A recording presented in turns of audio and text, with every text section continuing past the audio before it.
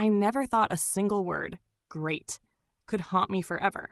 When I told my husband I was going on a 2-week trip with my ex to find myself, I expected anger, shouting, maybe even a fight. But he just smiled calmly and said, great. That one word felt like a storm hidden behind silence, and I had no idea that in just 2 weeks I'd lose everything I took for granted: my peace, my pride, and the man who loved me more than anyone ever could. It all started because I was restless.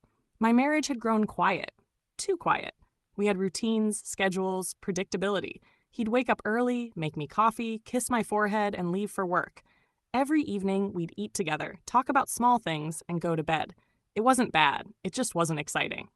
I began missing the thrill I once had, the surprises, the passion, the uncertainty. So when my ex Ryan texted me out of nowhere saying, "You've changed. Maybe you need to find yourself again," it hit a nerve. He invited me on a self-discovery trip, a 2-week journey through the mountains.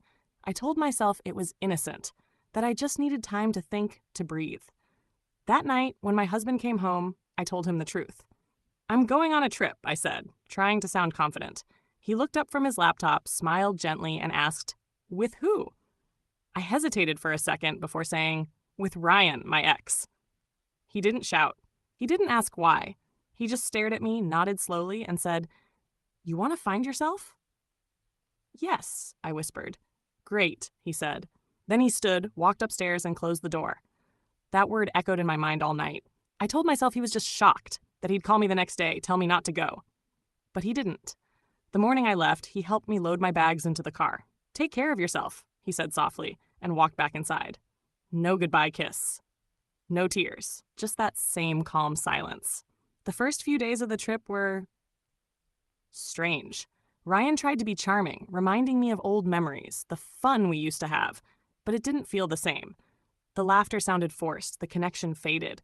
And every night when the campfire crackled, my mind drifted back home, to my husband's quiet patience, to his steady hands, to that word great that suddenly didn't feel so great anymore. By day 6, I realized something painful. I hadn't come here to find myself. I had come here to escape a life I didn't even appreciate. I texted my husband, "Hey, how are you?" He didn't reply.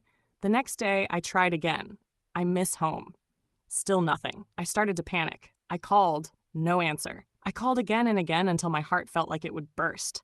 Finally, I messaged, "I'm coming home." When I reached our house 2 days later, everything looked different. The driveway was empty. His car was gone. Inside, the walls were bare.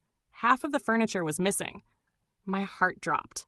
I ran upstairs. The closet was half empty, too. His side of the bed, cold and untouched. On the kitchen table, there was a letter.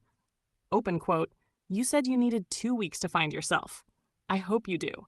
Because in those 2 weeks, I found myself, too. And I realized I've been living as someone's option when I should have been someone's peace. You don't lose yourself in love. You lose yourself in people who make you doubt it. I loved you, truly, but I'm done fighting for someone who doesn't want to stay." Close quote. No anger, no accusations, just heartbreak written in silence. I sat there for hours, staring at that letter, realizing how deeply I had hurt the one person who never gave up on me. All my searching for excitement had led me to emptiness. The man who gave me stability, safety, and love had quietly walked away, and I had let him. A few months later, I heard he'd moved to another city, opened his own business, found peace. My friend showed me a picture. He looked happy.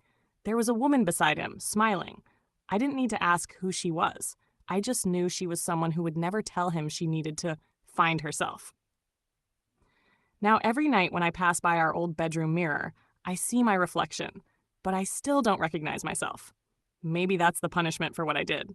I went searching for myself and ended up losing the only person who truly saw me. If I could go back, I'd never have said those words. Because sometimes the person you're trying to find is the one who's been standing right in front of you, quietly loving you, waiting for you to see what really matters. And now, he's gone. For good. If you liked the video, please subscribe and turn on notifications.